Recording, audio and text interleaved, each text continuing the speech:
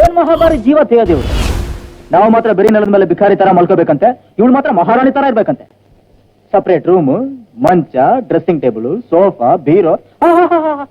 ಸಂಪಾದನೆ ಮಾಡೋಳಲ್ವೇ? 600 ರೂಪಾಯಿ ಸಂಬಳ ಅಂತ ಎಲ್ಲರೂ ಹೇಳ್ತಾರೆ. ಮನೆಗೆ ಎಷ್ಟು ಕೊಡ್ತಾಳೆ ಕೇಳೋ?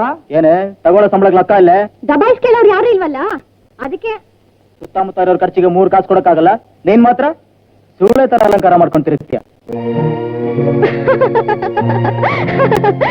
ಶಬಾಷ್, ಯಾವತ್ ನೀನ್ ಈ ರೀತಿ ಪ್ರಶ್ನೆಗಳನ್ನ ಕೇಳ್ತೀಯ ಅಂತಾನೆ ನಾನು ಕಾಯ್ಕೊಂಡಿದ್ದೆ. ಸಂಪಾದಿಸ ಹಣ ಅಲ್ಲ, ಏನಾಯ್ತು ಅಂತ ತಾನೇ ಕೇಳ್ತಿದ್ಯಾ?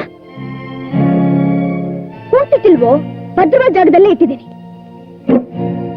ಇದು ಬ್ಯಾಂಕ್ ಪಾಸ್ಬುಕ್ ನೋಡು. ಯಾರ್ಯಾರ ಹೆಸರಿನಲ್ಲಿ ದುಡ್ಡು ಇಟ್ಟಿದ್ದೀನಿ ಅನ್ನೋದನ್ನ ನೋಡು. ತಗೋ ನೋಡು, ಓದೋ. ಭಾರತಿ ನಿನ್ ಬಿದ್ವೆ ತಂಗಿ, ಅವಳ ಭವಿಷ್ಯಕ್ಕೋಸ್ಕರ ಸೇರಿಸ್ತಾ ಇದ್ದೀನಿ. ಆಮೇಲೆ ರಾಜು ನಿನ್ ಕುರುಡು ತಮ್ಮ, ಅವನ್ ಕಣ್ಣು ಆಪರೇಷನ್ಗೋಸ್ಕರ ಹಣ ಸೇರಿಸ್ತಾ ಇದ್ದೀನಿ.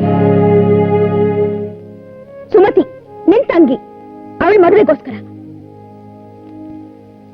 ಕುಮಾರ್, ರಾಧಾ ನಿನ್ ಮಕ್ಕಳು, ಅವ್ರ ಹೆಸರಲ್ಲೂ ದುಡ್ಡು ಹಾಕ್ತಿದ್ದೀನಿ. ನನಗೆ ಅಂತ ಯಾವ್ದಾದ್ರು ಪಾಸ್ಬುಕ್ ಇದೆಯಾ ನೋಡು.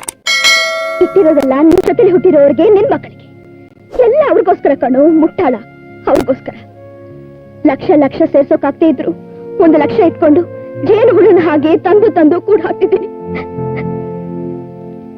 ಇದೇನು ಅಂತ ಯೋಚನೆ ಮಾಡ್ತಿದೀಯಾ? ಯಾವತ್ತೇ ಸಂಸಾರದ ಹೊಣೆ ಹೊರಕ್ಕೆ ಒಬ್ಬ ಯಜಮಾನ ಬರ್ತಾನೋ ಅವತ್ತು ನನ್ನ ಆಫೀಸ್ಗೆ ಬರ್ದಿಟ್ಟಿರೋ ರಾಜೀನಾಮೆ. ನಾಯಿ ವೇಷ ಹಾಕ್ತಿದ್ದೀನಪ್ಪ, ಅದಕ್ಕೋಸ್ಕರ ಈ ಅಲಂಕಾರ. ಸೂಳೆಗಾರಿಕೆ ಮಾಡೋಕ್ಕಲ್ಲ.